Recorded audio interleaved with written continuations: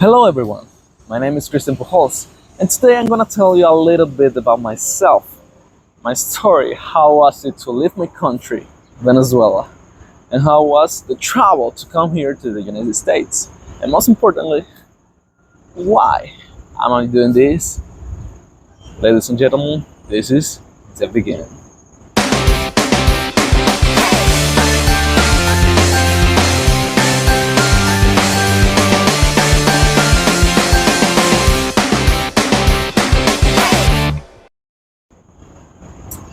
As I said, I'm gonna tell you a little bit about my story.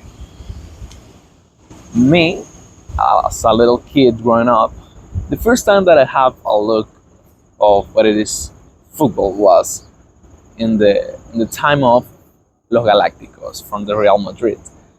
I mean, it wasn't so much that I knew a little bit or I knew how was the impact from those players arriving to 18 and building this kind of dream team. But I mean, that was the age that I just started to realize, to noticing what was it, the football. I'm from '98, so that was like the time. But and I'm going to say a parenthesis here. I am a Christian. My parents are, and I grew up being Christian.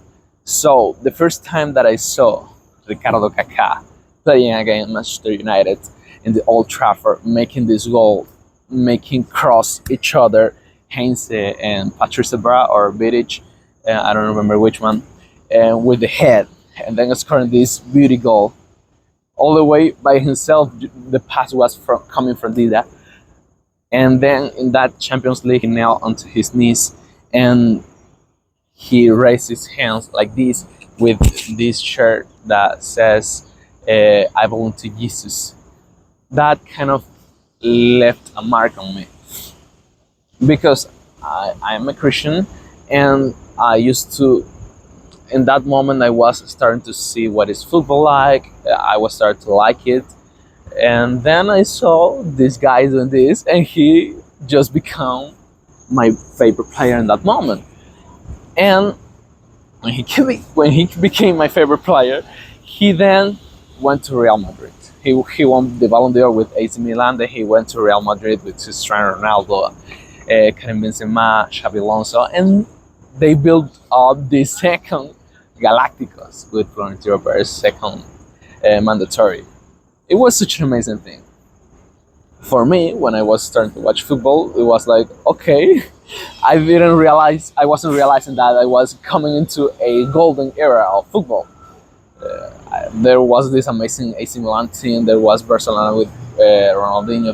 There was David Beckham from Manchester United moving to Real Madrid, Zizou, Ronaldo, and all these teams. But I wasn't able to see that because I didn't have the right age. But when I was growing up, I started to see this team against Barcelona from Pep Guardiola, and it was such an amazing thing coming all the way here to the 2024. So I grew up basically starting to liking this thing and coming into this historical moment of football as I see it. And football was such an important thing of my life. And the bad thing is, well, it's not the bad thing, but it's just how it is. I was in Venezuela. And Venezuela in that moment, it wasn't very good. Every year passing by, every year was getting worse. With this mandatory, this government, my country, that is currently ruling, and in that moment, around 2017, I was studying mechanical maintenance engineering. I got my degree. I studied English. I did a master on English, and I spent all these years studying. I even got into working on a on a company called Solmico. I almost forgot the name, and I was starting to make my life, but it was just not fulfilling me. I didn't feel it was meant to be for me, and I just knew I couldn't live that like that. It wasn't me. And I knew I couldn't live in Venezuela like that. So I knew I had to leave my country. And it was very hard. But I knew I had to do it. So I planned a lot. And I just, at the end, I just left. One night, I just packed all my stuff and I left. I went to the border.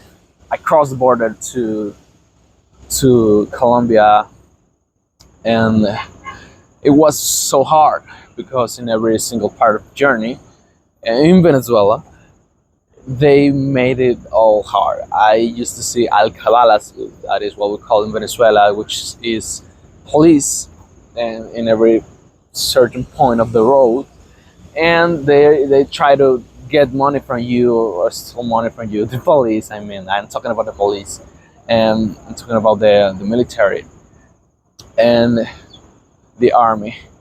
And well, I made it out. I was with this really short budget. Like I I was plus than $1,000 less with the budget that I should have. But I left and I went to Bogota. Then I took a flight all the way to Mexico City, Ciudad de Mexico. Then I went to Mexicali and I crossed the border.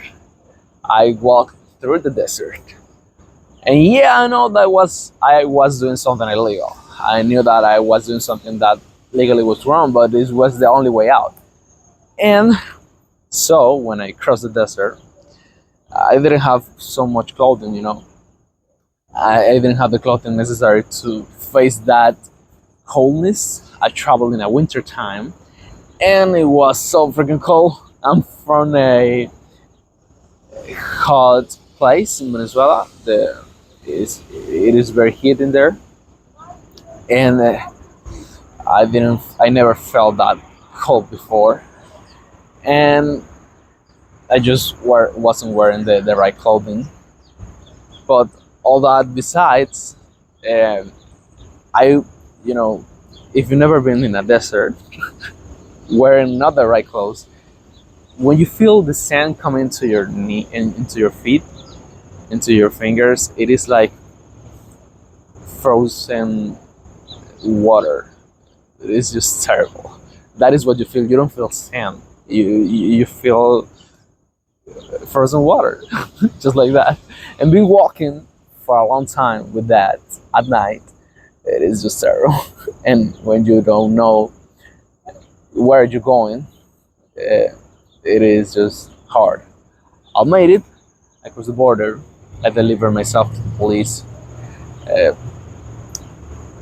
Then I started a whole thing, a whole process. I'm still in that process. I hope to make it. I just wanna be a good person, you know. I am a good person. I wanna be like all legal and to be able to do good. But putting all that to aside, this is my story how I made it out all the way to the U.S. from Venezuela. It is. I make it short. I just made it shorter. But this is my story. But why am I making this project? This project that I call in Spanish No Soccer. It is because I made it into my aunt's place. Then I met this cousin that is called Mikey. When I came, and I finally came, I felt like I made it. I just took myself over the bed and I said I made it. Exhausting. Yeah, even telling this is exhausting for me to remember all this. But, and I met this cousin called Mikey. He told me this, but cousin, why do you like so much about football? It is not football, it is soccer. I used to play this. But I know you guys call it soccer here, but the name is not soccer. It's called football. So why am I doing this? I came into a city here in the US that not many people like football. In fact, none of those people that I have met like football. And as Julio Maldonado Maldini says, He is a very famous journalist, uh, football analyst. He says, "I respect people that doesn't like football, but I just don't agree with them. I just don't understand them." That is what he says, and I am the same. It is really hard to love so much something and not having anyone to talk about that. And putting that to aside, being this the first thing, the second thing is that I just love so much this that this is kind of a dream, and I want to do this for a living because I think I might be good at it, and I won't know it if I don't try it. And yeah, welcome to my journey. This is the beginning. And remember, it ain't no matter what anyone says. This is not soccer. This is called football.